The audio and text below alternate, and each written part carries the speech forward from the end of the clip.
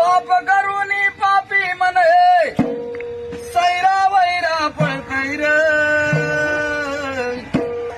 अरे काय काय केलं भल्या माणसा देवाला सार कळतय र. काय काय केलं भल्या माणसा देवाला सार कळतय र.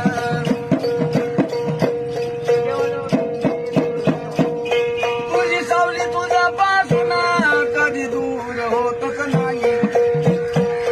तू केलेले कर्म सोडून जात नाही. अरे शांती तुला ते झोप देईना दिन तुझला छळतय र.